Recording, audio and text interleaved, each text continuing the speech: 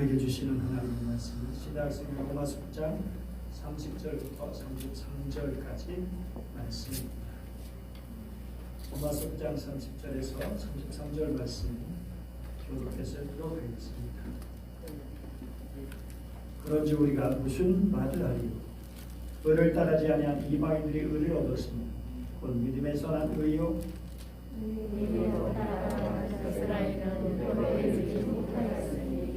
어찌 그러하냐? 이는 그들이 믿음을 의지하지 않고 행위를 의지함이라 부딪힐 돌에 부딪혔느니라.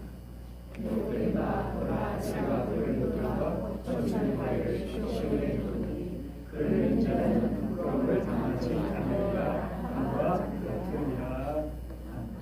미군이 철수하고 무장 반군 탈레반이 다시 권력을 잡으면 참혹한 폭정과 인권 유린이 벌어질 것이라는 우려가 현실이 되었습니다. 부르카를 입지 않고 거리 나선 여성이 탈레반에게 총살당했습니다. 부르카는 머리부터 발끝까지 온몸을 가리고 눈 부위만 망사로 되어 있는데 이런 부르카를 쓰고 다니다가 시야가 가려서 교통사고로 죽기도 한답니다. 탈레반은 아프간을 떠날 공항 근처에서 대기하던 여성과 아이들을 채찍질해서 때렸고 그래 쓰러뜨렸고 북한 국기를 든 시인을 향해서 총을 쏴서 3명이 사망하게 했습니다. 탈레반은 여성은 교육도 못 받게 하고 책도 못 읽게 하고 사회생활도 못하게 하고 그저 애 낳는 기계 정도로 취급하고 있다고 합니다. 탈레반이 아프간을 장악한 이후 카불에서 첫 기자회견을 열어서 여성의 권리를 존중하겠다. 여성 차별이 없을 것임을 국제사회에 확신시켜주고 싶다고 밝혔고 복수하지 않고 포용적이고 개방적인 정부를 수립했다고 했음에도 이런 일이 자행되고 있는 겁니다. 탈레반의 전통 이슬람식 학교의 학생을 가리키는 말의 복수형으로 학생들이라는 뜻입니다. 그러면 알라에게 복종한다는 뜻인 이슬람 종교 학생이라는 자들이 왜 그렇게 폐쇄적이고 왜 이렇게 억압적이고 인권을 서슴없이 유린하는 반인륜적인 집단이 된 것일까요? 그것은 이슬람 율법 샤리아를 가혹하게 해석하고 적용하기 때문에 그렇습니다. 결국 율법 해석의 문제입니다. 그래서 이들은 여성 의사가 돼도 안 되고 남성 의사에게 진료를 받아서도 안 되고 차라리 죽으라는 얘기인가요? 그런데 이런 탈레반을 보면서 예수님 그리고 사도 바울 당시의 유대인들을 생각하게 됩니다.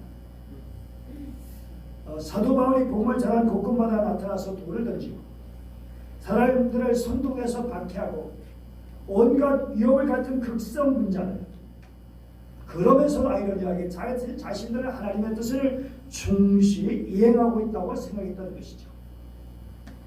마치 탈레반들이 생각하는 것처럼 말입니다. 물론 당시 이런 유대인들이 그렇게 정상적으로 취급받았어요. 그런데 31절을 보세요. 의의 법을 따라간 이스라엘은 율법에 이르지 못하였으니 여기 따라간이라는 말이 나오죠. 이것은 뒤쫓다는 뜻인데 사냥할 때 사용되는 단어죠. 목표물을 향해서 열심히 쫓아가는 것이죠. 유대인들은 의를 얻기 위해서 사냥꾼의 목표를 향해서 정신을 집중해 달라는 것처럼 달려갔습니다. 대단한 열심이죠. 그러면 그럴수록 저는 더 하나님에게서 못 얻었으니 이 웬 말입니까? 그러면 도대체 그 이유가 무엇일까요? 하나님과 멀어진 이유. 32절 말씀 같이 읽어보죠. 시작. 어찌 그러하냐? 이는 그들의 믿음을 의지하지 않고 행위를 의지합니다. 행위를 의지한다. 이 말은 이스라엘의 칭의를 얻는 의롭다움을 얻는 방법으로 오랫동안 마음에 품고 살았던 율법을 행함으로 얻는 의를 말하죠. 그래서 예수님을 통해서 제시한 하나님의 의에 이르는 길을 거부하고 행위의 길을 따라온 그들은 결국 실패할 수밖에 없었고 마침내 버림을 받을 수밖에 없었어요. 지금도 교회 밖에서 다른 사람보다 바르게 살려고 노력한다는 사람들, 그것을 자랑하는 사람들, 예수 믿기 쉬울까요? 자기는 잘 산다고 하고 자기는 없이 바르게 산다고 올바르게 산다고 그렇게 하는 사람들, 이런 사람들 예수 믿기 어려워요.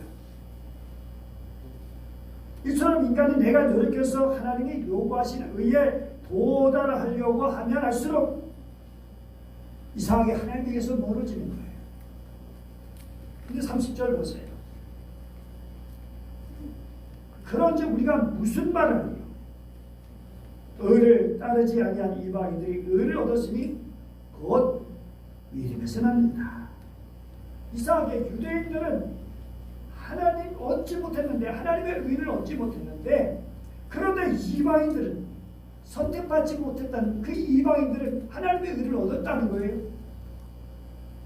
그들은 의를 따르지도 않았는데,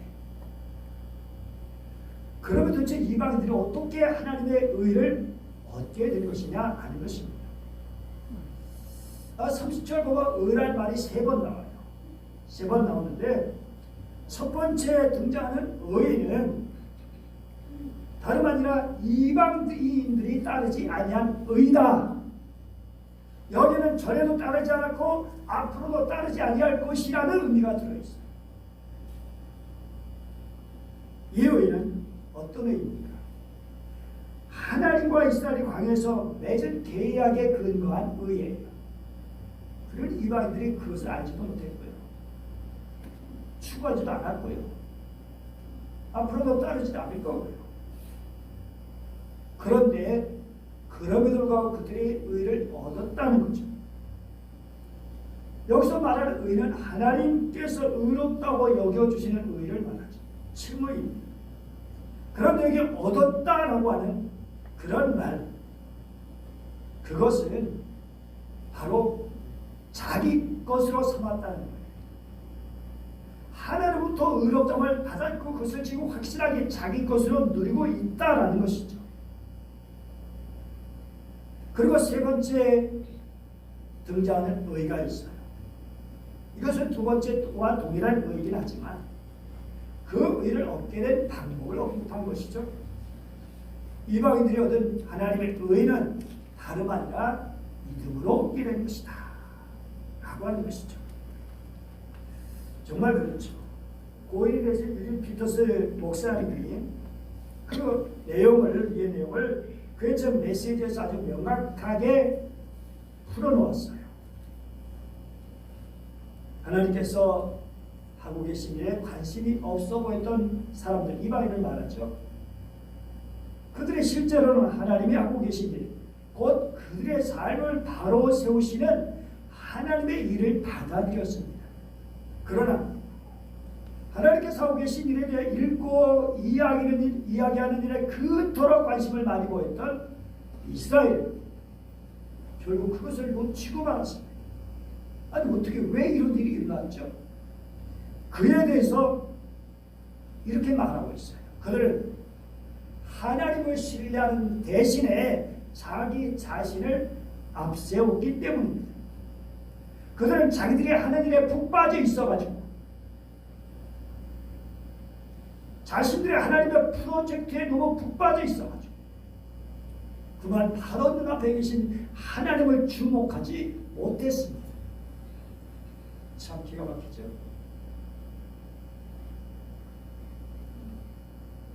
아이들에게 선물 주면 그 선물을 준 사람은 보이지 않고 선물만 보이는 것처럼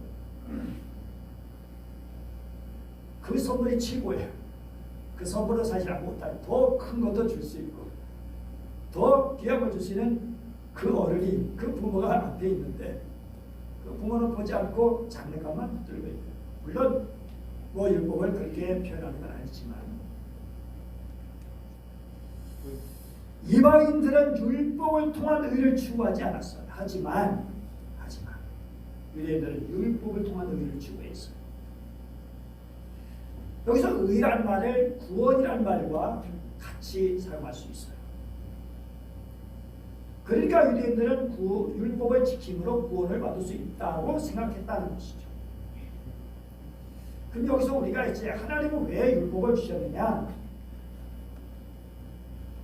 왜 율법을 주셨는가? 라고 하는 것을 생각해 봐야 돼요. 여러분, 정말 율법을 구원의 조건으로 주신 걸까요? 다시 말해서 너희들은 내가 준 율법을 지켜야만 구원받아. 그래야만 의롭다 함을 얻게 돼. 라고 하신 걸까요? 아니죠.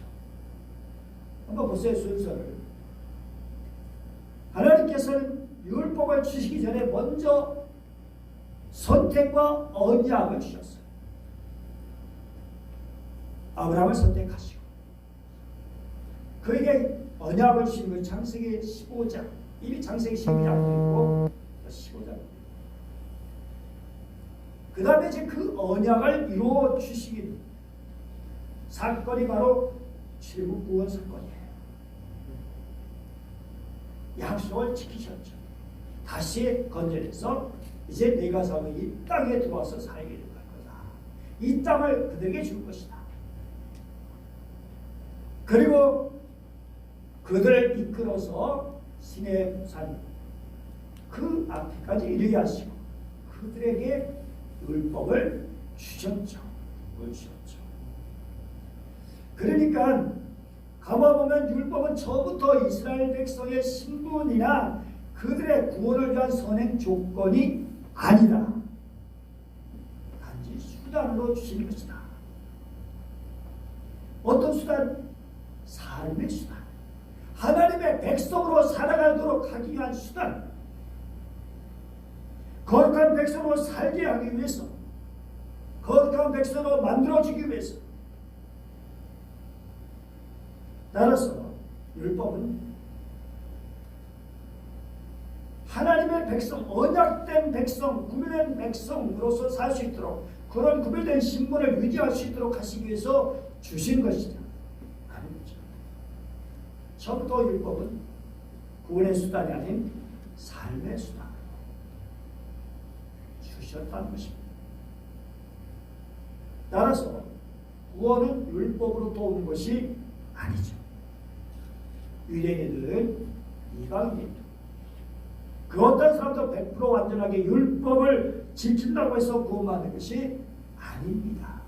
물론 100% 지켰다고 말하는 사람들이 있긴 있어요. 그런데 정말 그런가? 그리고 하나님 주신 그 마음까지도 헤아리고 그 마음까지는 지켰으니까 구원은 율법을 지키는 인간의 그런 행위에 의존하지 않고 전적으로 하나님께 달려있죠. 하나님의 사랑, 하나님의 은혜로부터 오는 선택, 언약, 하나님의 구원의 행위에 의존하고 있죠. 그렇기 때문에 인간의 노력을 포기하고 하나님만 의지하고 천부의 의지 없어서 손들고 옵니다. 정말 하나님만 믿고 의지하고 그 믿음을 보여드리면 주님이 주시는 것이 의예요. 하나님이 그래 됐다. 너 의롭다. 내가 너를 의롭다고 인정한다. 여러분 사실 생각하면 이 세상 대부분의 것들은 다 자기 노력으로 얻어지잖아요. 노력으로 열심히 노력해야지. 돈도 벌기 위해서 또는 성공하기 위해서, 출세하기 위해서, 좋은 대학 가기 위해서, 어쨌든 사람들에게 좋은 사람이 되기 위해서 노력해야죠. 그런데 하늘의 법칙은 그게 아니에요. 하늘의 법칙. 왜요? 인간의 노력으로 하나님을 만날 수 있다면 어떻게 됐을까요? 하나님은 하늘에 계십니다. 그 하나님을 인간의 노력으로 만날 수 있다? 만약에 그렇게 가능하다면 인간들이 하나님께 올라가서 하나님을 해쳤을 거예요. 바로 바벨탑 이야기예요. 바벨탑 얘기는 자기들이 하나님을 찾아가서 만나면 하나님을 제거하고 영원히 안전한 나라, 이제는 홍수도 없는 나라, 홍수가 하나님 때문에 있었다라고 그렇게 착각을 해가지고 그래서 그런 하나님을 제거하고 안전하게 살겠다고 하는 어리석은 인간의 모습. 그러나 결국 그들은 저절로 흩어지게 되었죠. 인간의 노력으로 도달할 수 없는 분인데 그런 분을 사람들이 자기 노력으로 찾았다면 그건 가짜 하나님이에요. 가짜. 석가모니 우주의 근본인 신을 찾아보려고 노력하다가 내가 발견했다라고 했어요. 그게 불교인데요. 그런데 불교라는 것은 사실 하나님을 발견하는 것이 아니라 인간의 무라는 것을 발견하는 거예요. 무, 공, 뭐 이런 얘기들이 있죠. 헛되다 라고 하는 거죠. 마호메트가 내가 발견했다 해서 만든 것이 이슬람교예요. 그러나 그가 발견한 것은 하나님과 아주 비슷한 가짜 하나님이에요. 물론 알라라는 말은 하나님이란 말이에요. 아랍어로 하나님이란 말이에요. 아랍어로. 그러니까 알라라는 말 자체가 잘못되면 안 돼요. 기독교인들도 그 해결권에서 하는 기독교인들은 알라라고 해요. 알고는 사람들.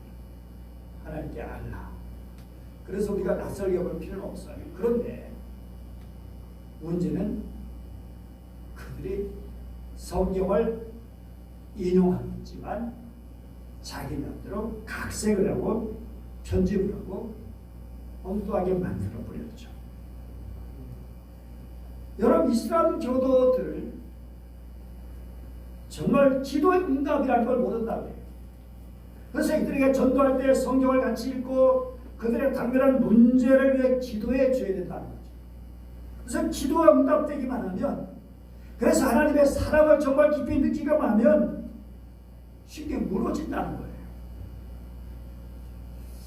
저희 동기 중에서 인도네시아 선교사로 이제 수고하시는 분들이 몇 분 있는데, 그 중에 우리 시찰 공예 강사로 수고하시고 했던 박흥신 선교사님, 최근에 이제 독에 올린 그런 우리 인도네시아의 무슬림 사람들의 개종에 대한 그런 글이 있어서 잠시 읽어드리겠습니다.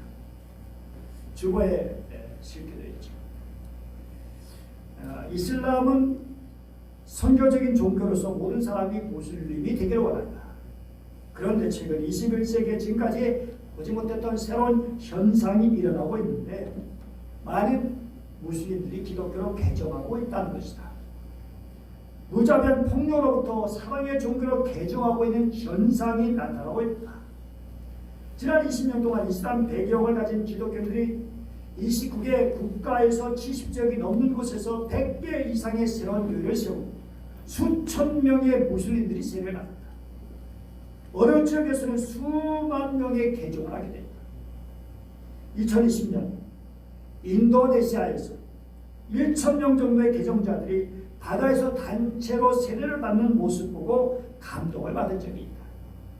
현재 우리가 섬기는 선교 지역에서는 초대교회처럼 무려 3,000여 명의 무슬림들이 기독교로 개종했습니다.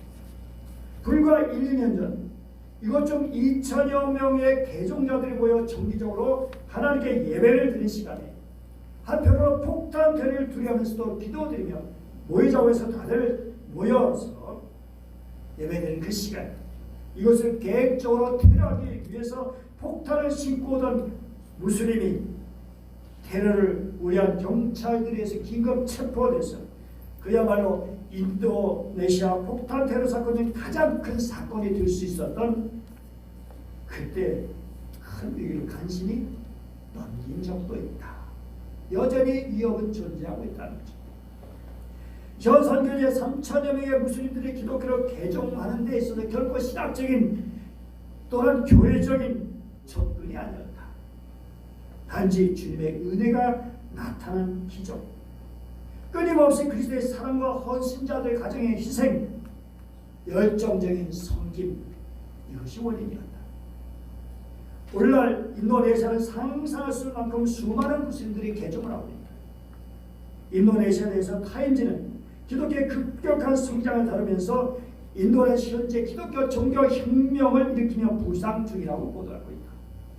또한 그동안 차별과 박해를 피워 숨어있던 교회들이 기독교인 확산과 함께 자연스럽게 자신의 신앙을 드러내고 있다. 나는 얼마 전 인도네시아 가장 큰 교단 중 하나인 아무 교단 총장을 만났다. 그런 교회 통계를 근거로 이제는 인도네시아에서 주민들 중에 개종하고도 무슬림이 무서워서 기독교임을 표기하지 못하는 그런 기독교인들까지 합하면 전체 인도네시아 인구 중에 2020년 기준으로 25 내지 35% 이상이라고 심지어 말하고 있다.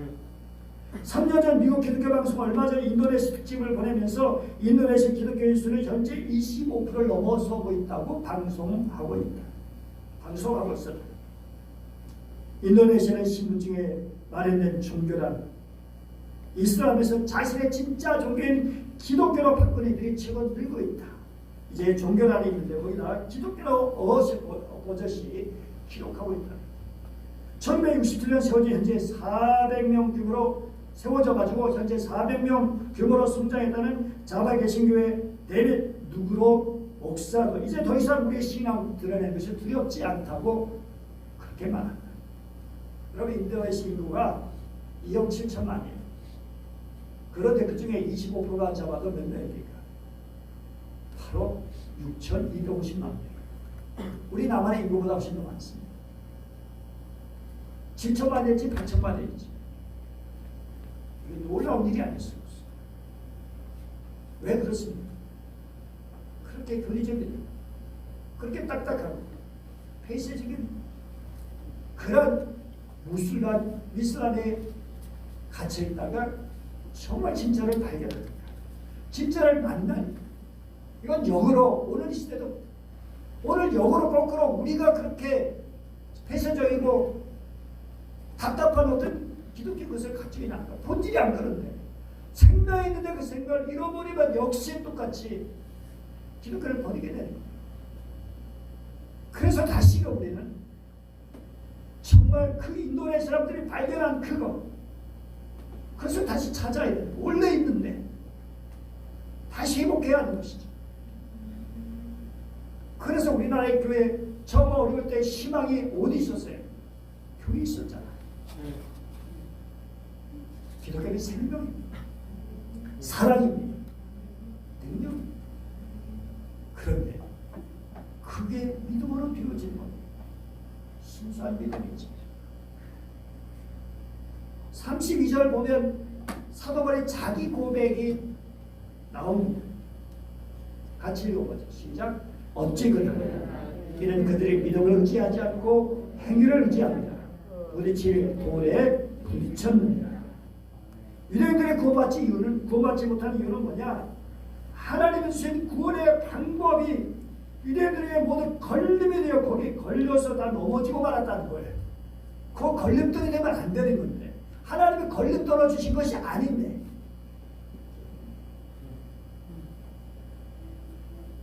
바울이 사울이었을 때 주님을 만나기 전 왜 그렇게 극도로 기독교를 박해했을까요? 고린도서 1장 18절 보면 그걸 알 수 있어요. 십자가의 도가 멸망하는 자들에게 미련한 것이다. 이게 바로 사도 바울이 예수님을 만나기 전에 가졌던 생각이에요. 비련하게 보였어요. 십자가 도가. 예수님에 대한 사도 그때 사울의 생각은 온통 부정적인 것이었어요. 예수 결혼하지 않은 처녀가 아기를 낳았다고? 이거 뭐야? 사생 아니야? 아니 해산할 것이 없어서 남의 마구를 빌려서 태어난 애기야? 아니 배운 것도 없잖아. 그런데 어떻게 그런 자를 메시아로 하나님의 아들로 믿을 수 있어? 더군다나 십자가에 달려 죽었잖아. 나무에 달려 죽은 자마다 저주를 받은 거라고 신명기에 말씀하고 있다. 그런데 그래서 했던 사울이 주님을 만나고 나니까 믿음의 눈이 떠지니까 예수님이 사생아가 아니라 하나님의 아들로 태어난 거구나. 나를 위해서 집도 없이 태어난 것이 아니라 하늘의 천사들이 그의 나심을 찬송하고 알렸고, 그것은 하나님 우리를 향한 사랑이구나. 그렇게 하나님의 낮아지심이 우리의 문을 위한 거구나. 예수님과 부활하신 주님의 기적을 체험하고 나니까 그 걸림돌이 아니라는 것을 알게 됐어요. 그래서 그런 유대인들에게 이렇게 말하는 거예요. 유대인들이요, 당신들은 왜 그 걸림돌에 걸려서 메시아를 배척하고 하늘로부터 버림을 당하고 있어? 여러분 안에 있는 걸림돌을 제거해 보십시오.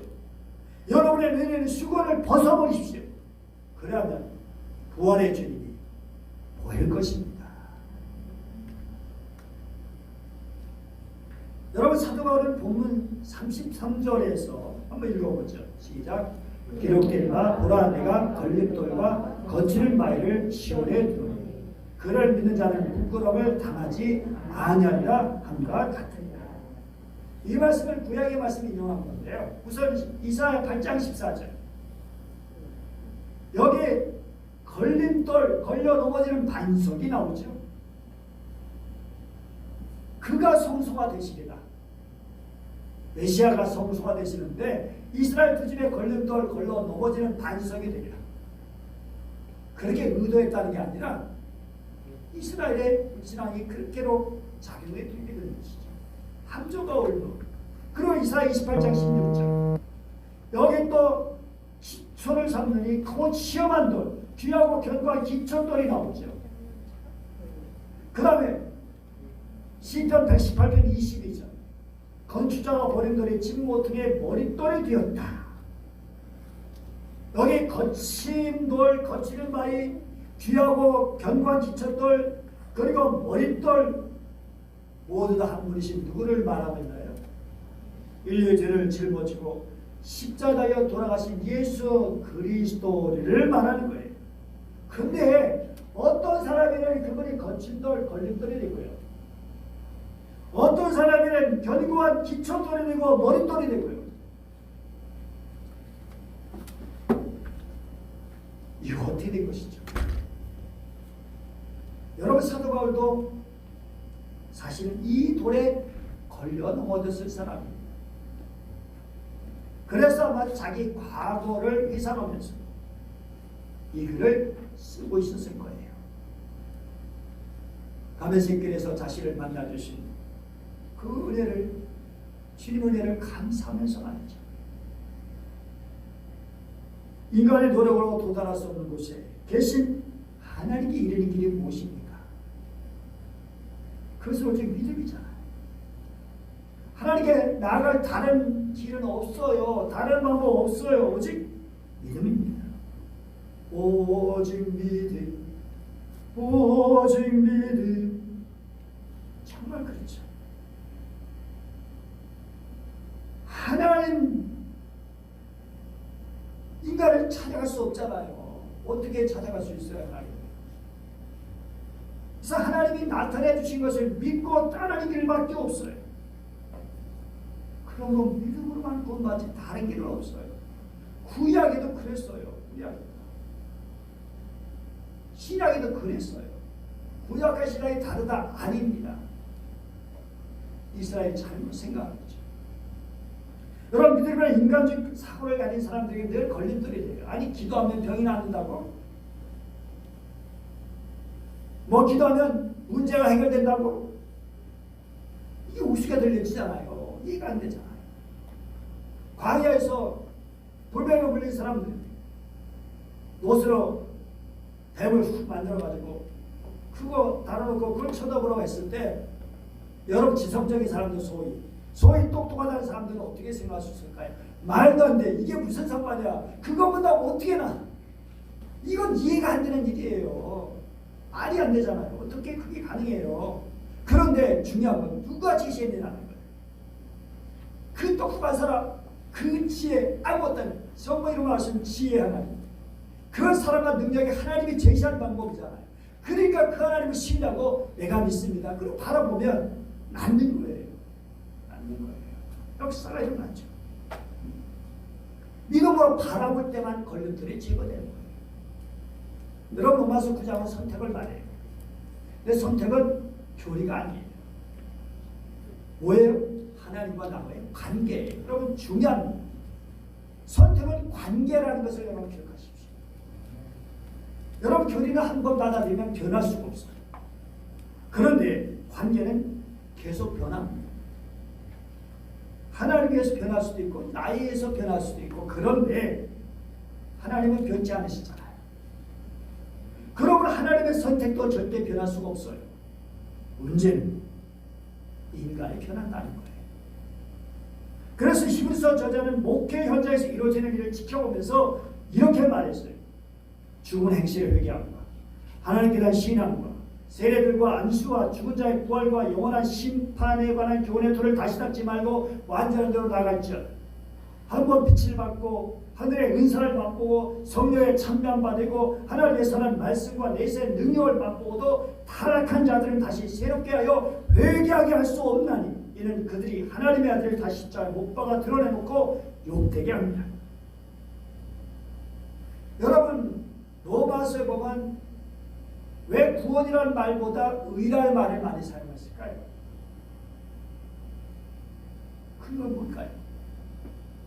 여러분 구원이라는 말은 하나님의 은혜로 건짐을 받는 인간 편에서 이해하는 용어예요. 그래서 나 구원받았다고 해요. 나 구원받았다. 그런데 잘못하면 거기에 우리를 구원하시는 하나님의 목적, 하나님과의 관계가 무시될 수 있어요. 그런데 의라고 하는 것은 하나님 편에서 보는 구원의 의미예요. 즉 왜 하나님께서 인간을 구원해 주시는가를 설명해 주고 의롭게 된 이후에 우리 인간의 책임도 보여주는 것이 의예요. 구원이란 교리나 형식을 받아들이는 것이 아니라 십자가 부활을 받아들임으로 예수 그리스도를 통해서 하나님과 친밀한 교제를 이루는 데 목적이 있잖아요. 요한복음 1장 12절 같이 읽어보죠. 시작. 영접하는 자 곧 그 이름을 믿는 자들에게는 하나님의 자녀가 되는 권세를 주셨습니다. 영접하는 자 그냥 믿는다고 하지 않고 영접하는 것이잖아요. 누구를 영접해요? 예수 그리스도를 영접하는 거죠. 예수님을 내 마음에 모시고 그분을 통해서 그분을 의지해서 내 새로운 삶을 출발하는 거예요.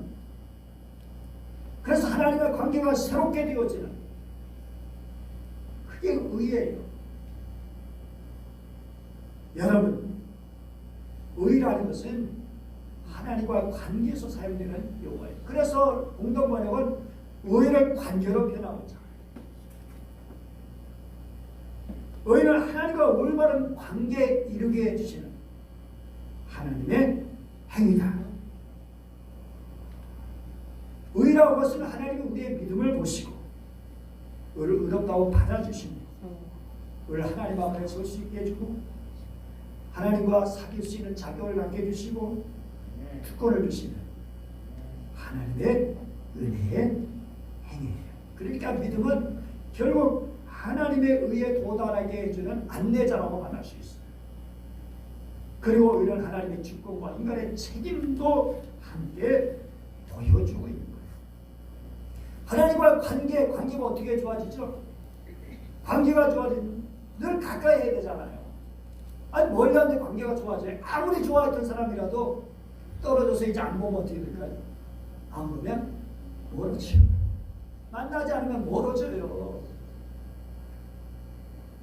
그래서 늘 관계니까 늘 새롭게. 그래서 내 안에 거하라고 주님은 말씀하시잖아요. 나와 함께 살자. 함께 살자. 어거스틴은 오랫동안 하나님 믿지 못해 당황했던 사람이잖아요. 근데 그는 죄를 질병으로 보았어요. 사람의 기술을 치료할 수 없는 병과 같은 것이다. 죄가. 근데 그래서 예수님이 병든 자를 치료하실 때 어떻게 하셨어요? 내 병이 나았다고 말씀하신 것보다는 내 죄가 사함받았다 라고 하십니다. 특별히 그 사람이 다른 사람보다 죄가 많아서 그 질병에 걸린 것은 아니지만 죄가 하나님과 그 사람 사이를 가로막고 있는 동안에는 치료가 불가능하기 때문에 그래서 먼저 죄를 제거해 주시고 치료해 주시는 거예요. 그래서 우리가 하나님 앞에 기도할 때 정말 나를 살펴보는 거예요. 하나님 앞에 그런된 것은 무엇이 있을까? 잘못된 것이 무엇이 있을까? 하나님과 막혀있는 것이 무엇일까? 그거 생각하고 또 하나님께 기도하는 것이 중요한 거죠. 여러분 성경 보니까 예수님이 병든 자를 치료해 주실 때 먼저 믿음을 보시고 치료해 주셨어요. 믿음 없는 자에게 믿음을 주시고 그것을 받아들이면 치료해 주셨어요. 바울도 역시 그렇게 했어요. 예수님의 죄라는 질병을 치료해 주시면 병자들은 자연히 그 질병에서 해방되었어요. 구원은 어렵다 하시는 길은 오직 믿음입니다. 하나님의 도움받는 길도 믿음입니다. 하나님의 능력을 체험하는 길도 기도하는 것도 한 길밖에 없어요. 믿음입니다. 예수 그리스도를 진심으로 여러분의 구주로 모시기 바랍니다. 나이적으로 인격적으로 그게 믿음이에요. 그러면 이제 주님과 관계가 새로 시작되는 거죠. 주님이 여러분 안에 들어오셔서 여러분을 여러분 붙들어주시고 여러분과 함께 하시고 여러분을 깨워주시고 여러분을 도와주시고 간절한 마음을 주시고 새롭게 하시고 우리가 더 그리스도 그 은혜를 주님께 더 가까이고 말씀을 가까이고 기도하고